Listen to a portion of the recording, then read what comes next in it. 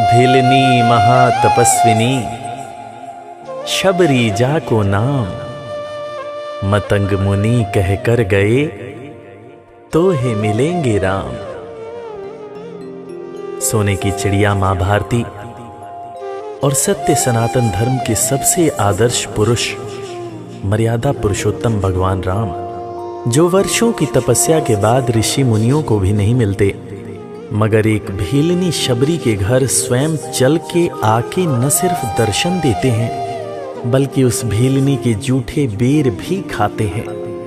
और बाबा तुलसी ने क्या खूब कहा है कि प्रबल प्रेम के पाले पड़कर प्रभु का नियम बदलते देखा, अपना मान भले टल जाए भक्त का मान न टलते देखा। भाव नहीं तो कुछ भी नहीं है, लाख करो गुणगान, भाव के भूखे हैं भगवान, भाव के भूखे हैं भगवान।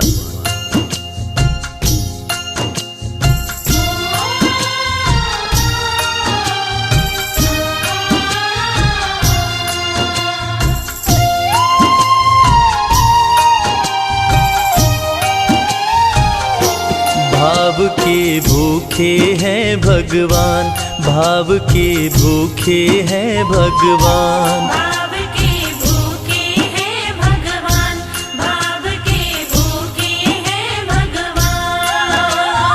भाव नहीं तो कुछ भी नहीं है, भाव नहीं तो कुछ भी नहीं है, लाख करो गुणगान। भाव के भूखे हैं भगवान, भाव के भूखे हैं भगवान। भाव के भूखे हैं भगवान, भाव के भूखे हैं भगवान।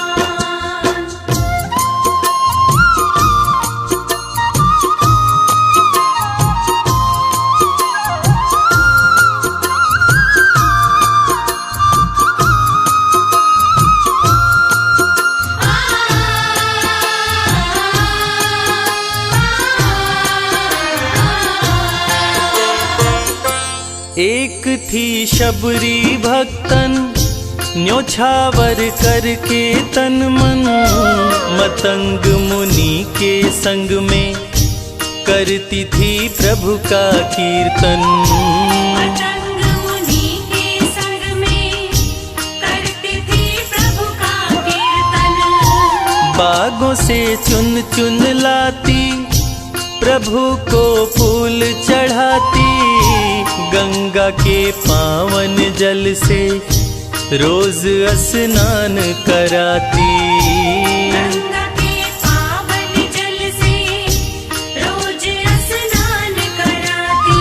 चरण धो के श्री राम का करती, चरण धो के श्री राम का करती, चरणामृत का पान। भाव के भूखे हैं भगवान, भाव के भूखे हैं भगवान। भाव के भूखे हैं भगवान, भाव के भूखे हैं भगवान।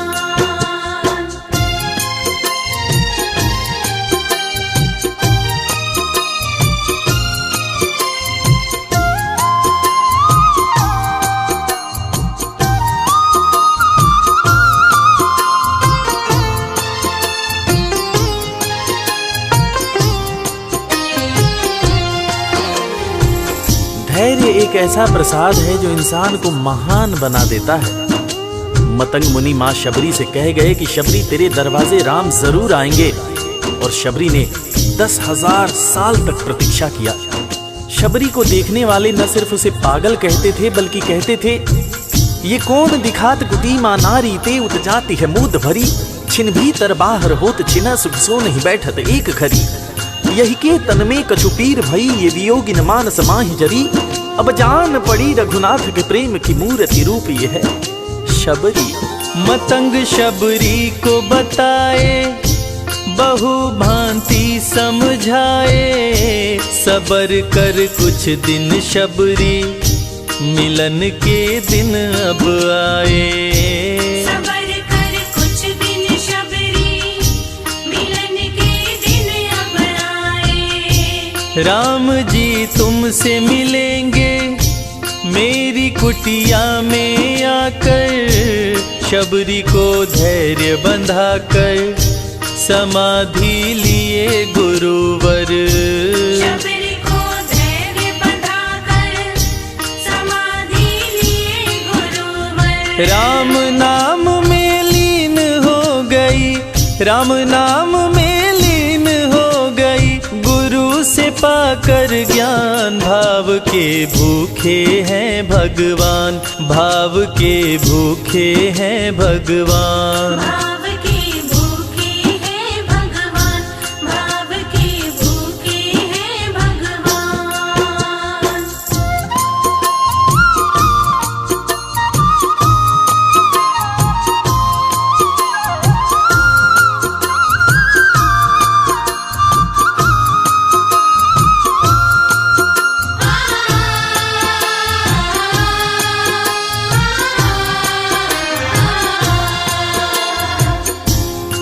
माँ शबरी के गुरु महामुनि मतंग जब अपने नश्वर शरीर का त्याग कर रहे थे, तब माँ शबरी ने उनसे पूछा, हे गुरुवर, मुझे मेरे राम कहाँ मिलेंगे? इस पर महामुनि मतंग ने शबरी को जवाब दिया कि शबरी, अरे दुनिया राम को ढूंढती है, मगर तू तो ऐसी खुशनसीब है कि तेरे दरवाजे राम स्वयं चलकर आएंगे।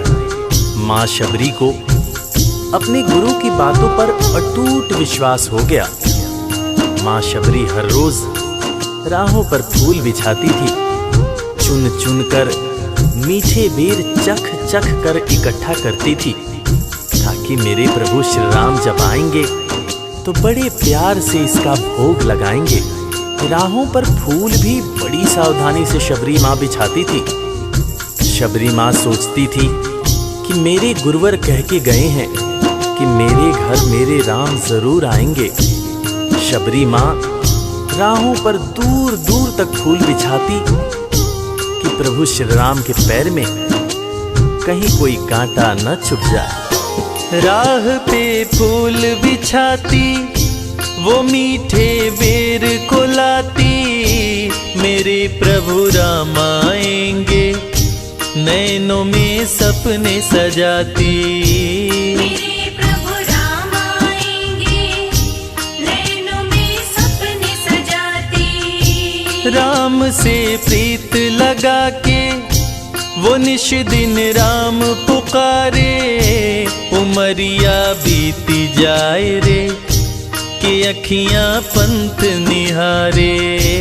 उमरिया बीती जाए रे कि अखियां पंथ निहारे। जर्जर हो गई काया फिर भी, जर्जर हो गई काया फिर भी, बसे राम में प्राण। भाव के भूखे हैं भगवान, भाव के भूखे हैं भगवान। भाव के भूखे हैं भगवान, भाव के भूखे हैं भगवान।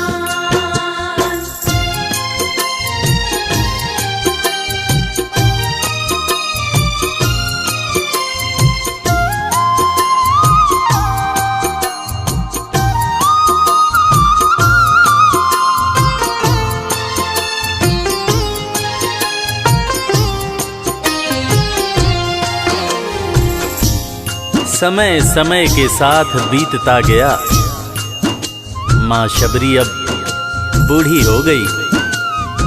माँ शबरी की उम्र जैसे जैसे बढ़ती गई, प्रभु श्री राम के प्रति उसका प्यार और भी ज्यादा गहरा होता गया। माँ शबरी जो इस जन्म में तो भीलनी हुई थी, मगर अपने पूर्व जन्म में वो एक बहुत बड़े राजा की रानी थी।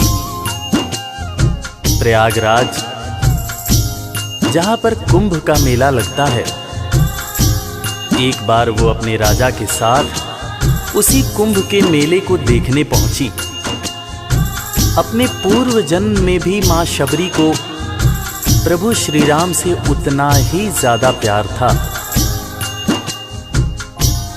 उस वक्त रानी ने अपने पति से ये इच्छा जताई कि मैं बाहर जाकर संत महात्माओं के साथ भजन कीर्तन करूंगी, जिस पर उसके राजा पति ने ये कहकर मना कर दिया कि एक महारानी को इस तरह के छोटे लोगों के साथ बैठना शोभा नहीं देता।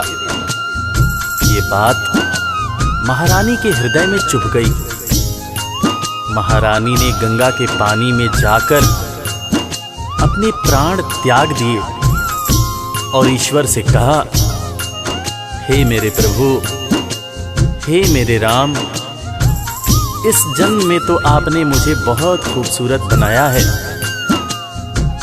अगले जन्म में चाहे मुझे कुरूप बना देना। इस जन्म में आपने मुझे उच्च कुल में जन्म दिया है, अगले जन्म में चाहे तो मुझे भीलनी बना देना। मगर हे प्रभु, मेरा अगला जन्म जब भी हो, मुझे ये सौभाग्य जरूर देना कि मैं तुम्हारे नाम को जपूं, मैं तुम्हारा नाम लूं, मुझ पर कोई बंधन न हो। वो राजकुमारी अगले जन्म में माँ शबरी बनी, वही माँ शबरी जो कुटिया में प्रभु श्री राम की राह देख रही थी।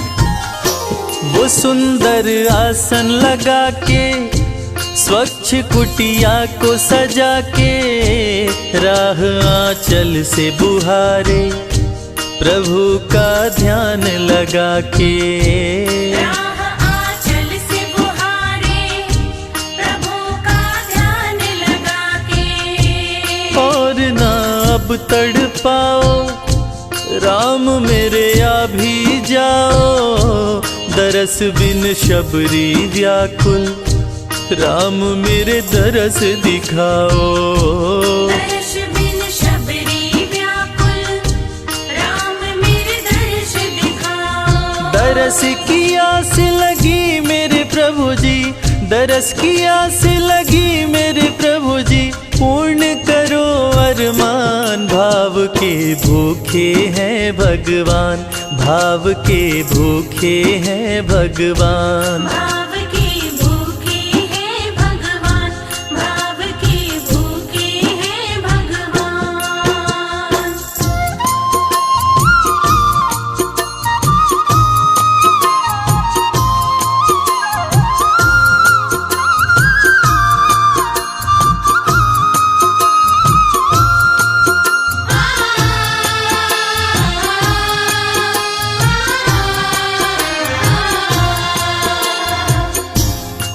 अजगर करे न चाकरी, पंछी करे न काम, दास मलूका कह गए सबके दाता राम। और हम सबके परम पूज्य बाबा तुलसीदास ने रामचरितमानस में भी कहा है, राम से बड़ा राम का नाम।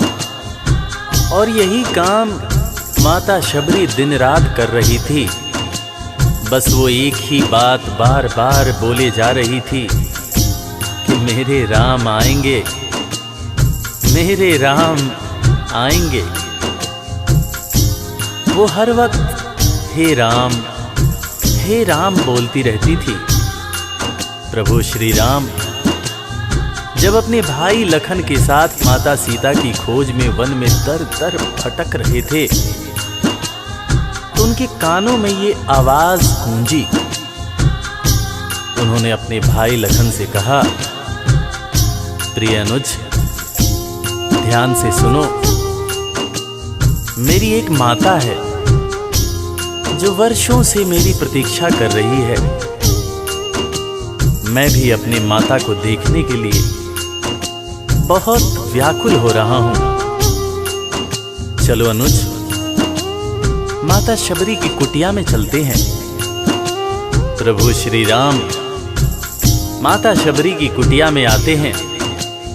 माता शबरी की नजर जब प्रभु श्री राम के ऊपर पड़ती है तो माता की आंखों से खुशियों के आंसू धारा प्रवाह बहने लगते हैं। माता शबरी रो रो के कहने लगती है, मेरे राम आप आ गए, मेरे राम आप आ गए। आंसू भरी आंखों से मां शबरी प्रभु श्री राम और वीर लखन को देखे जा रही थी। दोनों हाथों को जोड़कर दौड़े दौड़े माँ शबरी ने प्रभु श्री राम के पैर पकड़ लिए और कहने लगी, मेरे राम, मैं तो 2 जन्मों से आपकी प्रतीक्षा कर रही थी। लोग मुझे पागल बुला रहे थे। मेरे गुरुदेव ने मुझसे कहा था कि शबरी, राम लक्ष्मण के साथ एक दिन तेरी कुटिया में जरूर आएंगे, जरूर आएंगे। राम संग लखन को आते, देखी प्रभु को मुस्काते, प्रभु के पास में आई, कुटिया से दौड़ लगाते। प्रभु के पास में आई, कुटिया से दौड़ लगाते। राम से मिलन हुआ जब, तो शबरी सुध बुध खो गई, प्रभु के पाँव पकड़ के भाव में विह्वल हो गई। प्रभु के पाँव पकड़ के भाव में विह्वल हो गई। खुशी के आंसुओं से पग धोए, खुशी के आंसुओं से पग धोए, भक्त न शबरी समान, भाव के भूखे हैं भगवान, भाव के भूखे हैं भगवान। भाव के भूखे हैं भगवान, भाव के भूखे हैं भगवान।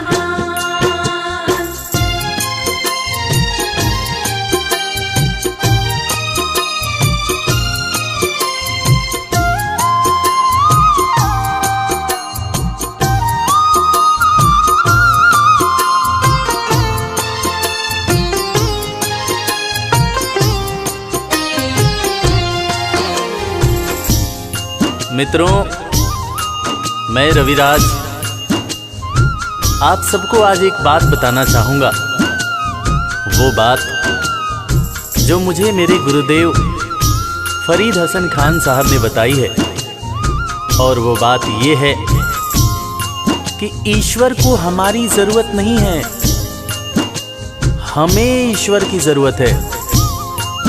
ईश्वर हमारे बिना भी पूर्ण है, मगर हम ईश्वर के बिना हमेशा ही अपूर्ण हैं।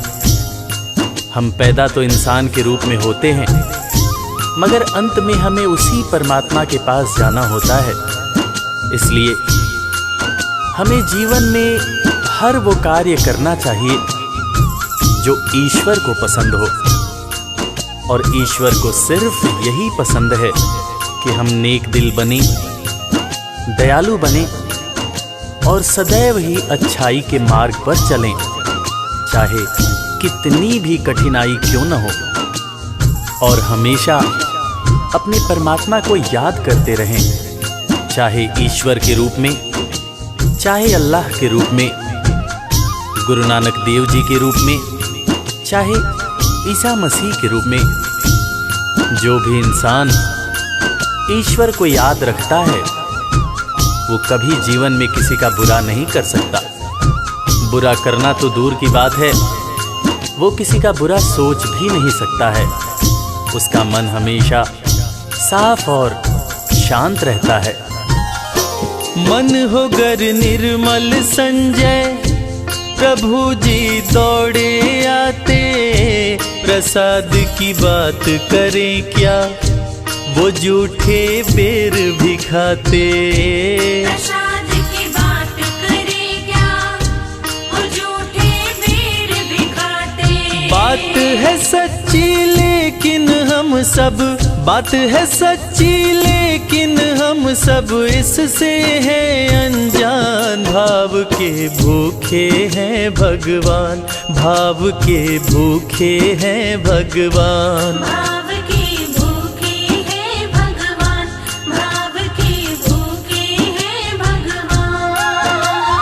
भाव नहीं तो कुछ भी नहीं है, लाख करो गुणगान। भाव के भूखे हैं भगवान। भाव के भूखे हैं भगवान, भाव के भूखे। इस कथा के लेखक पंडित संजय तिवारी जी, साउंड इंजीनियर श्री कैलाश डंडरियाल जी, मैक्स स्टूडियो दिल्ली, संगीतकार लवली शर्मा, मैं आपका अपना रविराज और वीर म्यूजिक परिवार की तरफ से आप सभी को कोटि कोटि प्रणाम करता हूँ।